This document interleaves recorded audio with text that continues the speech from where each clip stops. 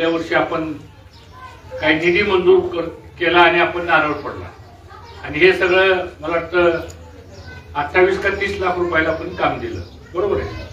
शिखराचं काम संपूर्ण हे आता काढून करायचंय आणि ज्यावेळेस मला वाटतं 2 वर्षापूर्वी आम्ही असं दर्शन करून प्रदक्षिणा करत असताना इथं आरती प्रदक्षिणा करतो आपण, तेव्हा लक्षात आलं की संपूर्ण शिखर हे चिरत चिरत चाललो आणि म्हणून ह्याचा जीर्णोद्धार होणं गरजेचं आहे. आता बऱ्याच लोकांना जीर्णोद्धार कशाचा करायचा हीच कळत नाही. खरं सगळ्यात पहिलं प्राधान्य कशाला असतं तर ते मंदिराला असलं पाहिजे. होत आहे काय, या मंदिराला आपण 15 लाख रुपये आणले सुद्धा, ग्रामपंचायतला पत्र आलं, म्हणजे मी माझं काम केलं, दुर्दैवाने त्यात काय राजकारण शिरलं आणि पुन्हा मग ती आलेली 15 लाख रुपये बदलून त्या घाटा करतात. आता घाटही महत्वाचा आहे पण घाटापेक्षा मंदिर महत्वाचं आहे. त्यामुळे थोडंसं काम रखडलं गेलं. आता मी आपल्याला ग्वाही देतो, कुठल्याही परिस्थितीत मी जो शब्द दिलेला आहे 15 लाख रुपये ह्या कामासाठी आम्ही देणार आणि हे काम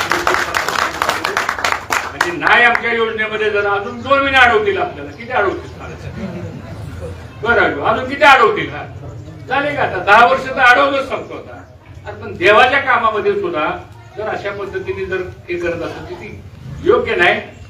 कोट्यवधी रुपये आपण निधी आणतो, 10-20 लाख रुपये करतात, ते पण आपल्या सगळ्याचं श्रद्धास्थान आहे. म्हणून हे काम निश्चितपणानं होईल याबद्दल चिंता बाळगू नका. आणि जर समजा त्यातून काय अडचण आली तर शब्द मी दिलेला आहे, हे काम पूर्ण करण्याची जबाबदारी तुमच्यापेक्षा माझी राहणार आहे हे मला. मग कुणी खाली मान घेतली का वर मान घेतली मला सांगा, त्याच्याशी चर्चा करू.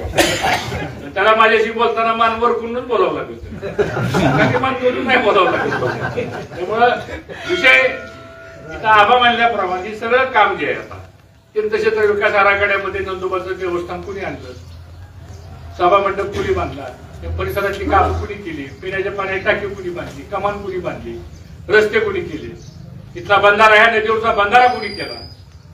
त्या 22 गावाला मी 20 वर्ष आमदार असताना कधी पाणी कमी पडलं का, खरंच सांगा. आपण मंदिरात बसलो. या निर्वांगीचा विकास